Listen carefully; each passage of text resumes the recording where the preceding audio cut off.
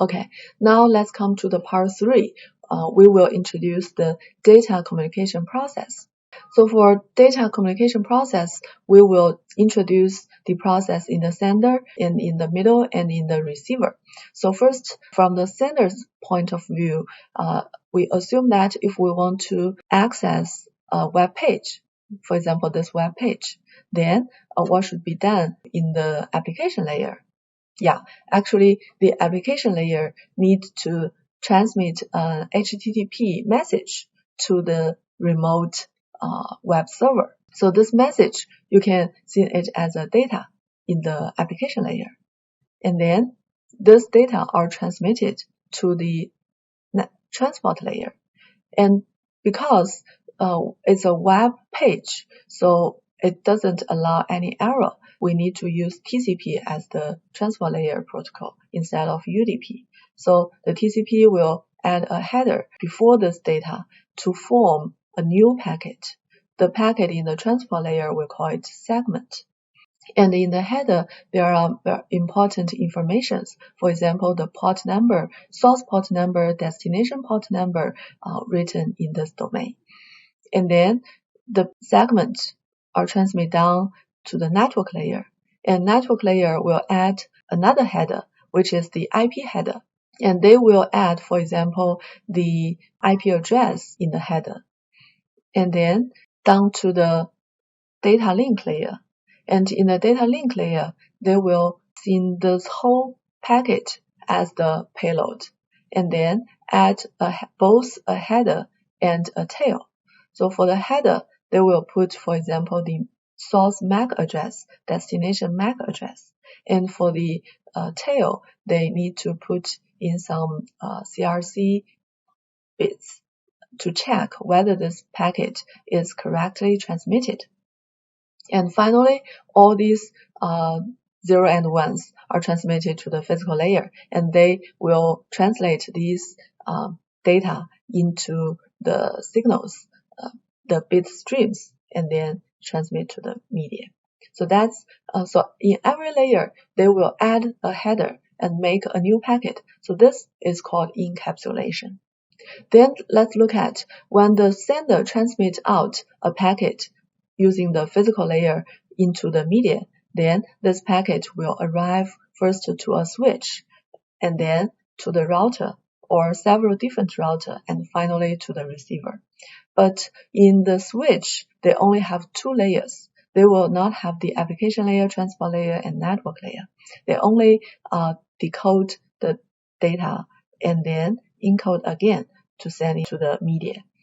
For the router, they have one more layer, which is the network layer. They need to forward the packet to the correct outgoing link according to the IP address of the destination. And finally, they arrive to the receiver. Now let's look at what does the receiver do. So the receiver actually will receive the signals. That is a 0-1 bit stream. Then they will do the decapsulation. They will check the header and tail. If it's correct, then they will send the payload to the upper layer. And this layer, they will also check the header. Yeah, pay attention to this. So where is the header? Actually, this header is a part of the payload here. Okay, so when the link layer transmits the payload to the upper layer, that is like this. So they will check the header. If it's correct, it is for this receiver, then they will transmit the payload again up. And then the transport layer will extract the header again and send the payload finally to the application layer. Then the receiver can find that. Okay, so this is a HTTP request. So that's all for the transmission process. So each layer actually can do something, and they will check and finish the corresponding functions, and then provide the payload to the upper layer. So that is decapsulation. Okay, so that's all for the transmission process. So if we give a summary for today's talk, actually the most important concept is this reference model. This can be OSI reference model or TCP/IP reference model. Actually, they follow the same type of design concept. And why do we need such layering a model?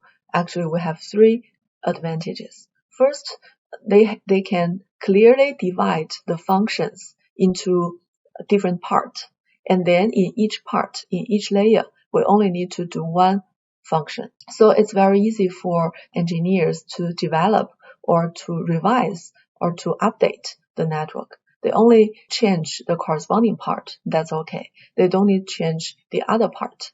Another advantage is that this layering model are very easy for industry standard.